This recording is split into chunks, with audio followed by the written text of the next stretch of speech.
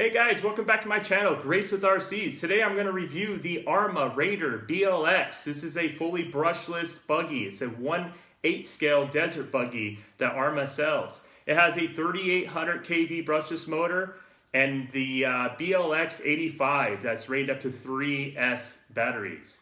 What you can notice right off the bat is the rear shocks are changed out. I put the Dynamite 1/10 scale rear shocks on and the Proline bow tie tire. So here we go, let's do this. First off, let's do the remote. It is the Tactic remote. It's actually quite nice. It's very basic. It's a 3-channel remote. It takes 4 AA batteries, which is nice. It has all the trim on it for your steering dual rate, your throttle trim, and your steering trim with the 3-channel button on the side here. It feels actually really nice in the hands. I do like this remote. I like how the very back side of here, the neck of it, is quite comfortable on the hand. The trigger is nice. It has a nice feel to it. It has a nice resistance to it. It's not super numb feeling when you use it, but it's not overly difficult to push down as well. The wheel has a nice spring rate to it. It feels quite nice with a foam pad on top of it too. So I like it. I don't mind this remote whatsoever. Okay, let's get to the buggy now.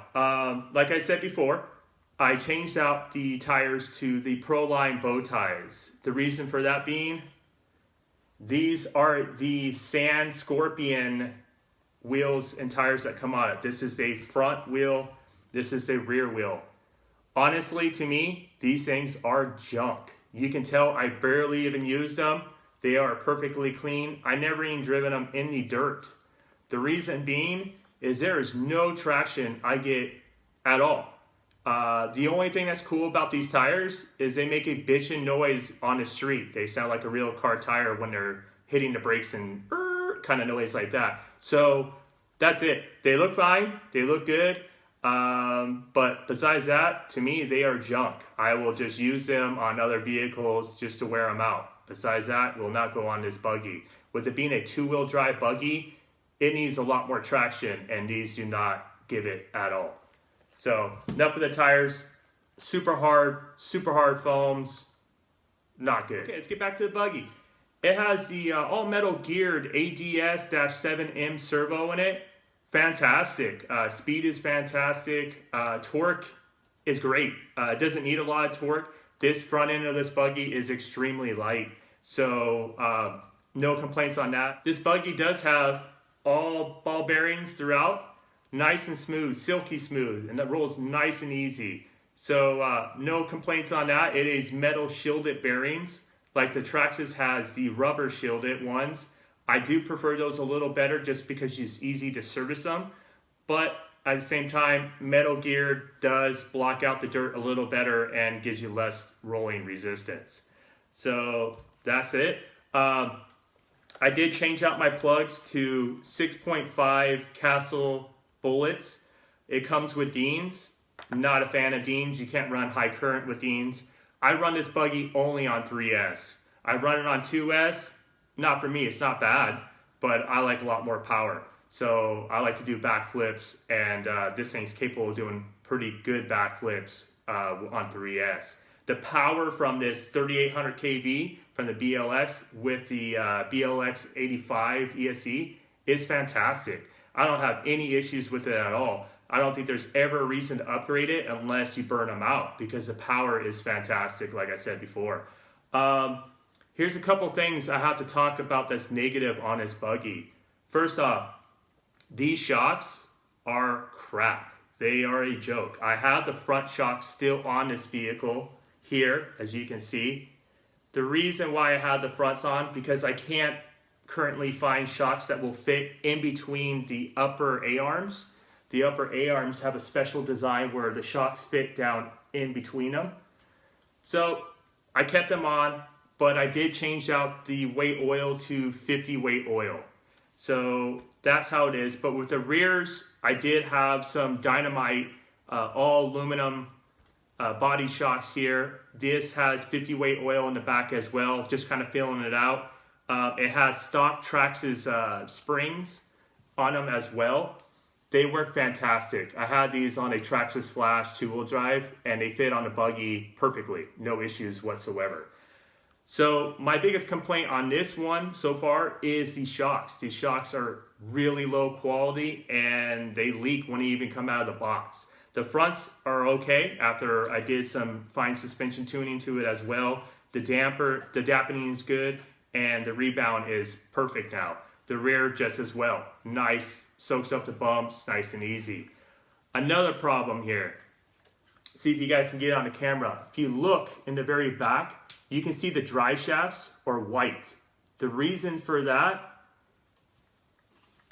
if you've had one of these vehicles or the Granite, you know when you take a bad landing on the corner of the wheel, it makes the camber link on top pop off because it's got a pillow ball, kind of pops on the clips.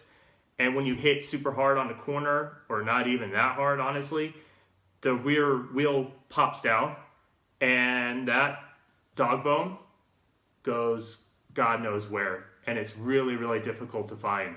So I paint them white because I already lost one, and I paint them white. Hopefully if I do lose another, it will be easier to find. But also, if you look here on the toe links, I replaced them with Traxxas 4x4 toe links. They have, like I said, they have like a pillow ball kind of a cup that pops on. I took the stock off, did the same length as the stock to get the right camber to it, and screwed them into place, took the little balls out of it, the cups, and actually replaced the whole system and ran an Allen bolt through the upper hub, and in that way it stays on. Yes, does it better for it to pop out? Absolutely, because you have a less chance of breaking something, but you have a bigger chance of losing the drive shaft. These drive shafts are 83 millimeters. These are only for the brushless 1/10 scale or the 1/8 scale desert buggies or the monster truck. So I bought a new pair. They're about $10 on eBay from Arma, but I thought, you know what?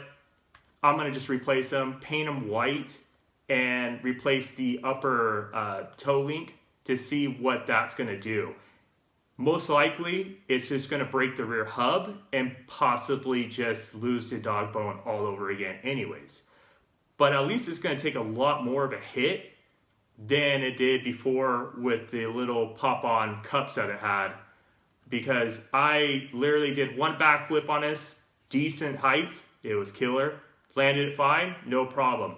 Went off the jump again, which my E-Revo does all day long, easily twice the height, came down on the right rear a little bit before landing, and boom, there it goes. Even in the video I have, you can hear it go ba-dink dink, and it goes somewhere, but have no idea where it went. But anyways, that's just the way that is, and I hopefully replace that and fix that issue by doing what I did. But just give you guys a heads up. I also put nitro fuel tubing in the very back of the cups of the transmission, because there's a lot of play in the dog bones into the axle. You can move your finger back and forth, and there's a lot of click, click, clickety, click. And when you drive it, it sounds not that pleasing. It makes a loud noise. So I cut a little small, about 1 millimeter, 2 millimeter fuel line hose, shoved it down inside the cup, and it gives a little more cushion. These do actually have little orange bushings inside of them, but they're just not big enough. Now my drive shafts do not move whatsoever inside. Let's see if I get a good feel of it. There it is. They don't move side to side anymore. And this thing is super, super quiet. When I drive this, it is whispering quiet. I do enjoy that. The quality is there. The gearing is stock. I never changed the spur or the pinion to high gear, the high speed running ones. No reason for it. It's got plenty of speed right now to off-road. Someday I'll put them on there and see if I do 60 miles an hour. But honestly, I've done speed runs up to the 120 mile an hour range. So 60 miles an hour to me still feels slow after doing that speed. So I just care about more having that bottom end torque and let it fly to, way up at high and watch it soar. That's more fun to me anyways. This also has the battery compartment on the bottom where you remove this little pin here and you pop it out, and then the battery compartment just opens right up.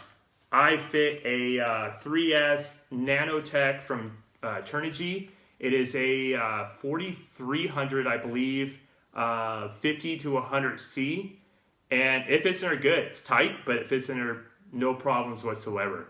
So anyways, guys, let's see what else I have to say about this. That's really it. It is actually a very good buggy. I do have fun with it when it doesn't keep on popping that back hub off.